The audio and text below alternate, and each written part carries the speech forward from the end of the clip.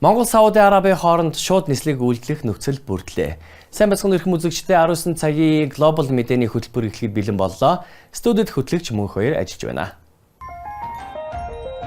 Иргэд сайжруулсан шахмал түлш болон хагас коксын нүүрс ашиглах сонголтыг олголоо. Монгол хүүхдүүдийн Орос жуулчлага. Монголын залуу дуучин Москва болох тэмцээнд оролцсноо.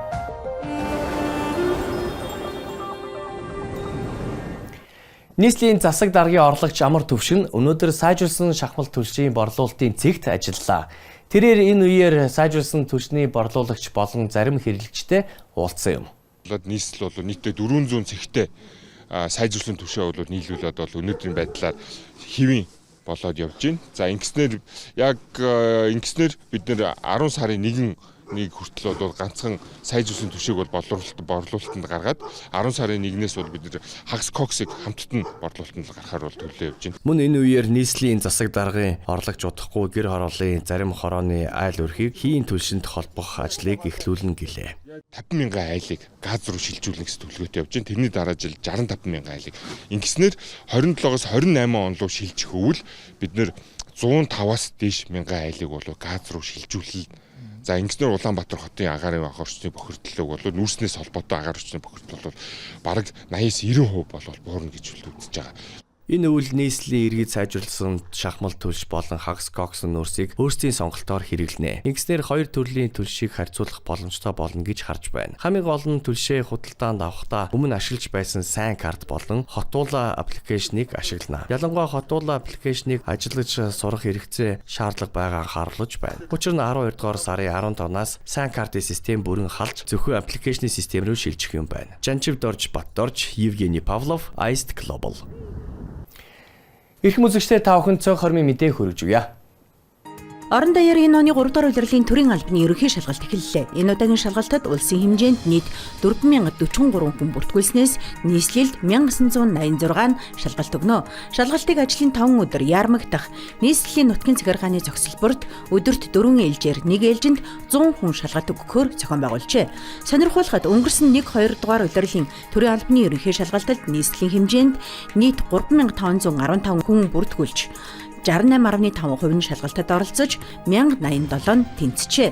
Мөн хөгжлийн бэрхшээлтэй 34 иргэн шалгалт өгснөөс 19 тэнцэж төрийн жинхэнэ албанд орох иргэний нөөцөд бүртгүүлсэн байна. Монгол Хятадын хэвлэл мэдээллийн 15 дахь удаагийн форум Хиймэл оюун ухааны иргэн үедэх хоёр орны хэвлэл мэдээллийн найрсаг харилцаа хамтан ажиллагаа сэдвийн дор эхэллээ.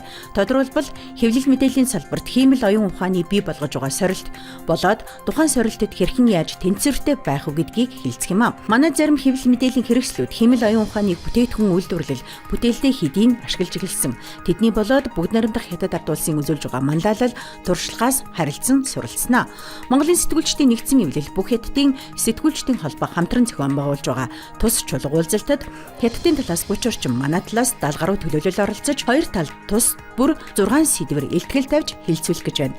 Форумын төгсгөлд урайлга дэвшүүлнэ гэж Монголын сэтгүүлчдийн нэгдсэн эвлэлийн ерөнхий нарийн бичгийн дарга Уйганбаяр хэллээ. Монголын бурхан шочинтны төв Гандан тэгшлэн хийдийн тэргүүн их хамб гэвш Лхаарам Жавзан дурж Улаанбаатар хот дох хийдийн лам хувиргуудтай биечлэн уулзаж байна. Энэ удаад Баянзүрх дүүргийн бурхан шочинтны төв Дэжин Аравжаалан хийдэд болсон уулзалтаар Баянзүрх дүүрэгт үйл ажиллагаа явуулж байгаа хийдүүдийн 80 гаруй лам хувиргууд оролцож шашны үйл ажиллагаа зохион байгуулалт болоод хамтын ажиллагааны талаар санал бодлоо солилцсон байна. Хар тамхи улсын хилээр нэвтрүүлэн худалдан борлуулдаг этгээдийг баривчлаа. Хар тамхитай тэмцэх газраас Чингэлтэй дүүргийн дугаар хороонд оршин суух иргэнийг дайчлан баривчилсан байна. Тэрээр сэтгцэд нөлөөлөх мөс хэмээх нэршилтэй 310.5 г бодисыг бусдад худалдаалах зорилгоор хадгалж байсныг эд мөрийн баримтаар хуран авч холбогдох мөрдөн шалгах ажиллагааг явуулж байна гэж цагдаагийн ерөнхий газраас мэдээллээ. Хар тамхитай тэмцэх газраас олон улсын карго үйлчилгээ ашиглан улсын хилээр синтетик төрлийн мансууруулах бодис нэвтрүүлэн борлуулж байгаа үйлдэлийг баримтжуулан шалгасан бөгөөд энэ явцад дээрх этгээдийг дайчлан баривчилсан байна.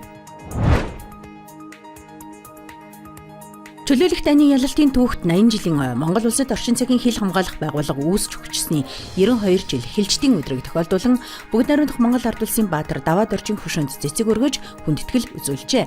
Хүндэтгэлийн үйл ажиллагаанд Хөвсгөл аймгийн удирдлагууд болоод цагтаа шүүхийн шинжилгээний газар үе үеийн Ахмад хэлжтийн төлөөлөл ерөнхий боловсролын Титэм авиа сургуулийн ахлагчийн сурагчид болоод офицер ахлагчдын бие бүрэлдэхүүн оролцсон байна. Хэлжтийн баатарлаг гавьяаг ийхүү хүндэтгэж эх орон тусгаар тогтнолын үнцнийг таниулахыг зоржээ.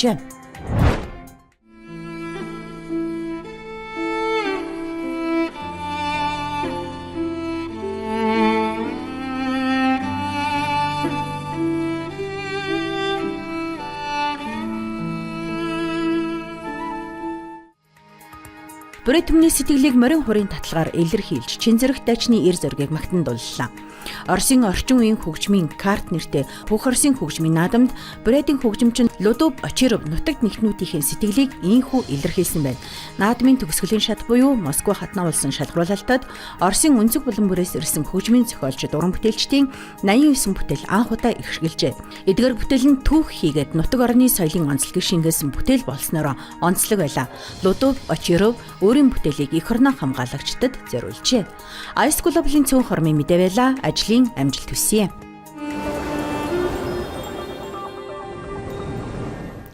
Монголын 100 гаруй сурагч оюутан энэ зун Орос улсад амарч суралцжээ. Улаанбаатар хотодроос Одоромжцогийн зуны хөтөлбөрүүдийн үр дүнг нэгтгэн дүгнэв.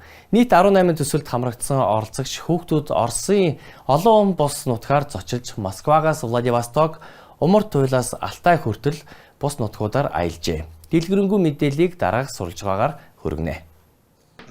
Энэ уран дэр гэдэг тоглоом байгаа. Монголын үндэсний. Тэрийг би олон улсын фестивал дээр үзүүлнээс яаж эвлүүлдгийг үзүүлсэн. Мөнхбаатарын цэлмэг хүү үндэсний оньсон наадгаагаа олон улсын океан амралтын төв рүү авч явжээ. Энэ ээлжийн хөтөлбөр Оросын газар зүйн нийгэмлэх зориулсан онцгой сэдвтэй байв. Монгол улсын сурагч хүү Мөнхбаатарын цэлмэг энэхүү хөтөлбөрт оролцсон олон зуун хүүхдүүдийн нэг юм а. Зуны 3 сарын хугацаанд нийт 122 монгол хүүхэд Оросын холбооны улсад зочилсон байна. Хүүхдүүдийг Улаанбаатар дахь Оросын соёлын төвийн дэмжлэгтэйгээр Оросын бүс нутгуудаар аялуулжээ. Өнөөдөр тэд аялал амралтынхаа сэтгэлдийг хуваалцахаар цуглалаа. Океан төвд амарсан сэтгэлдээс хуваалцаж Орос хүүхдүүд өөр байна уу? Мэдээж хэрэг өөрөө сэтгэдэг. Гэхдээ монгол хүүхдүүдтэй төстэй. Хүн болгон харьцахад таатай, гоё, өгөөмөр зочломтгой. Монгол хүүхдүүд олон төрлийн төсөлд оролцож, сонирхолтой хүмүүстэй танилцаж, манай сайхан Орос оронтой танилцсан, мартагдчихгүй дурсамжтай болох аз завшаан тохиолоо. Монгол улсаас 10 дахь удаагийн Евразия Глобал олон улсын чуулганд сэтгүүлч Майн Аран мөнгөн туяа төлөөлөгчөөр оролцлоо. Тэрээр тус чуулганы үеэр хиймэл оюун ухааны талаар мэдлэгээ тэлж, үнэт төв болсон үндэсний хувцсын гоо үзлэнгээрээ Орос хүүхдүүдийн сэтгэлийг байлдан дагуулжээ.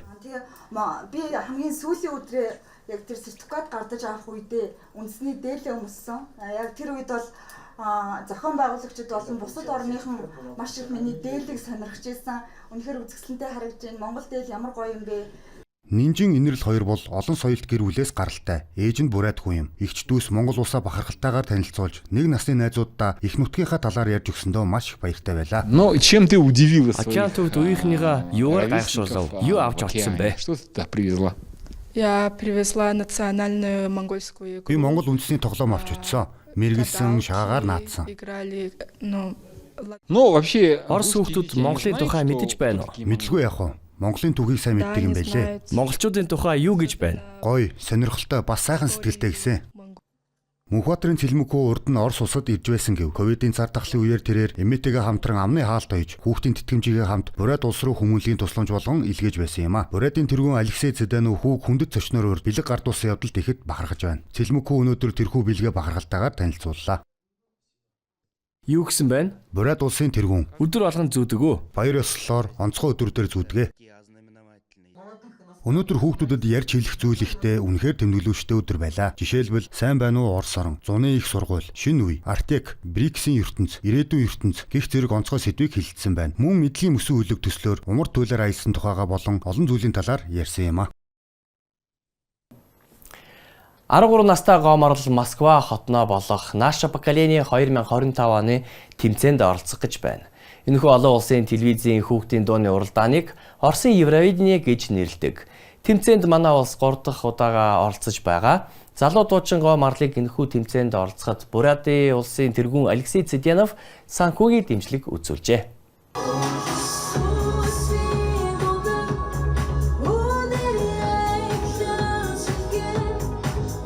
Сайн мэдэхгүй байна. Яг ухаан ороход дуулцсан л явж байсан.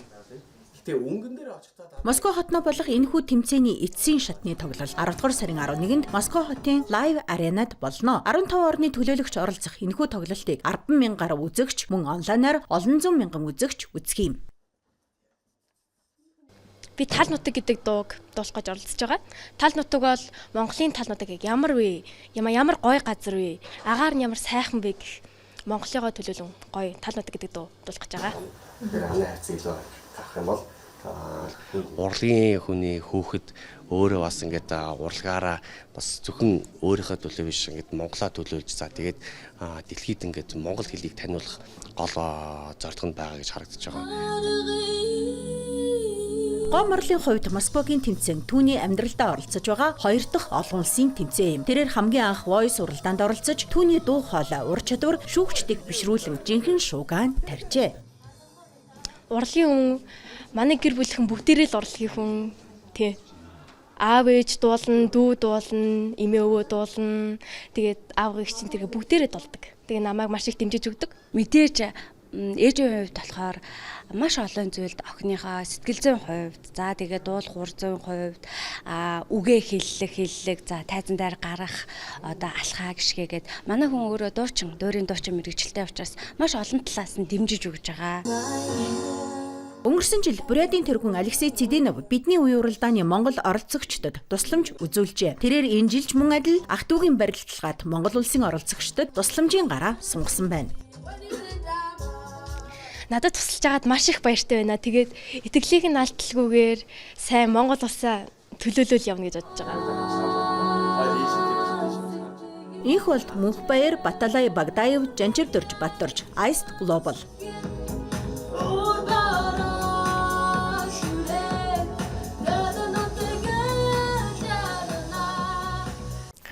Ice Global Монгол улс даяар гардаг билээ. Манай студи Улаанбаатар хотод байлдаг бөгөөд бид өдөр бүр Монголын мэдээллийг цаг алдалгүй хүргэхийг зорддог. Сайхан бид хэлний чандад сэтгүүлчтэй болсон Оросын холбооны улсад манай хөрш Бурят улсад ажиллаж байна.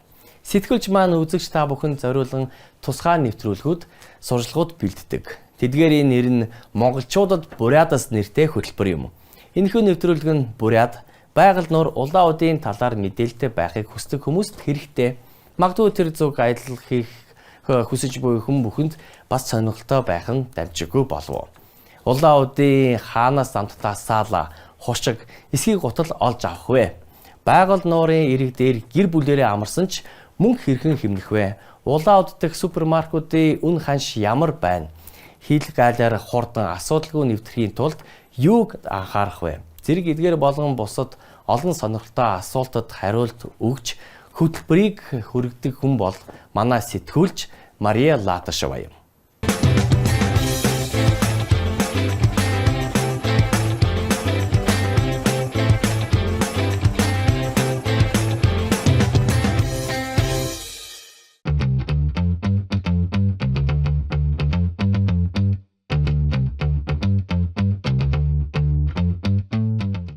Улаан хотын төв зах бол жуулчдын хамгийн ихээр эрх дуртай газрууд нэг. Манай Бурятад хүрэлцэн ирсэн зочид маань хувцас, хүнс гээд өөрт хэрэгтэй бүхнээ худалдаа авах боломжтой. Энд сүү, мах, цэцгийн ус ахуулаад эмийн ургамал хүртэл хэрэгцээтэй бүхнийг худалдаалдаг байна. Хэрвээ та Улаанбаатараас өөрийн машинаар улаан удад ирвэл манай хотуудын авто хөдөлгөөн ямар их ялгаатай анзаарах болно.